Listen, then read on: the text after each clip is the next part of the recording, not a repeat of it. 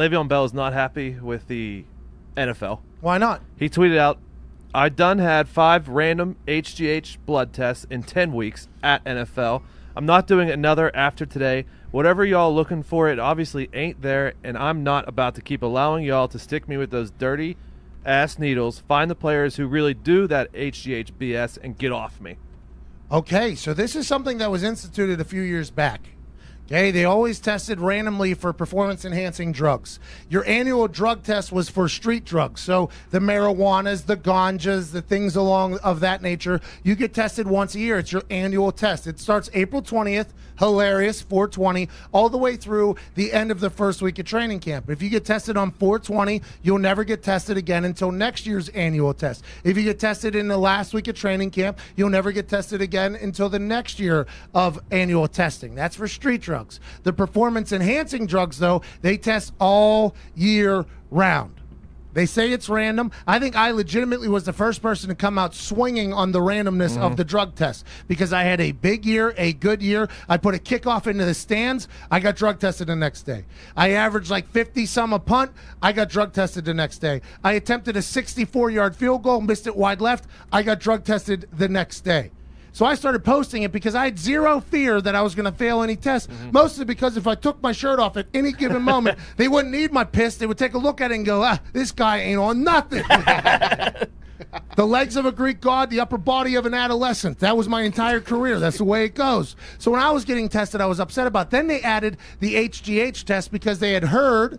You see, what had happened was they had heard that people were taking HGH. That became a big discussion because the human growth hormone is a level in your body, and nobody knew what the baseline of the HGH was going to be. So the NFLPA was like, well, let's assume that the HGH level or the human growth hormone level of professional athletes and NFL players is much higher than that of a standard civilian. So that was a give and take for a while.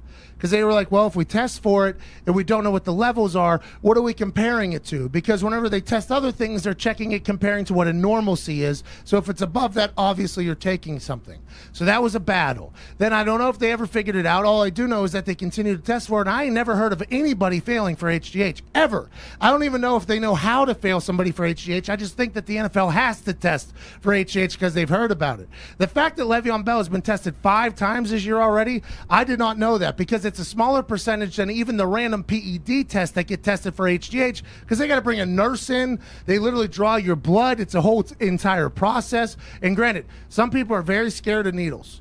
Okay, whenever I give blood or whatever, I'm damn near passing out every time. To have to do that 5 weeks in a row can probably get a bit annoying. I would assume LeVeon Bell's done with it. But also, I think if I'm LeVeon Bell, I'm thinking these tests are a waste of time. Has anybody failed for this? No, you're only doing this to cover up so you could say you're testing for HGH. What are we doing? Because I don't even know if there's a base level that they can compare it to fail somebody. So it's almost a waste of time. I could see how LeVeon Bell is upset with it. I said the only way that you could get a base level for HGH is if you tested them randomly at the beginning of the season and it was at one level. Yeah, and you would have to compare it to the same person because I think everybody has a different one. That's why some people are 7 foot tall. That's why some people are very short. That's why some people are wider. I think your human growth hormone is one that is different in every single body. That's where the problem lied whenever the NFL said we're going to start testing for this. The NFLPA was like, whoa, whoa, whoa, wait a minute. Mostly because I think a lot of people that were representing the NFLPA were potentially on it. But I think also from a scientific fashion, I think they said, hey, I would like to hear about whose level you're testing me against. Because if you're just comparing me to average old Zito versus Cliff Avrill's human growth hormone level, you would assume, and I don't know if this is accurate or not, there was quite a battle on what the level is for failure. And I might be wrong here, but I've not heard of anybody failing for HGH. I've not heard of it, and they've been doing it for years. And let's assume that somebody in there is doing it. By the way, I've heard it's the fountain of youth. So they say. Whenever we were in the locker rooms, whenever HGH became a topic of conversation, it was the first introduction for a lot of us into what HGH was. We're like, we're testing for what now? They're like, it's called HGH, human growth hormone. And I'm like, what does that do? And they're like, well, you don't want this stuff. Makes you recover faster. It makes you leaner. It makes you faster. It does all. But you don't want this stuff. It's like, who's taking that? They're like, we think a lot of older heads in the league are taking it. I'm like, really? They're like, yeah, it's like the fountain of youth. I'm like, Well, as soon as I retire, I want to let you know I'm finding Mr. HGH, and I'm ingesting all that I can. Much harder to find from what I found out, by the way.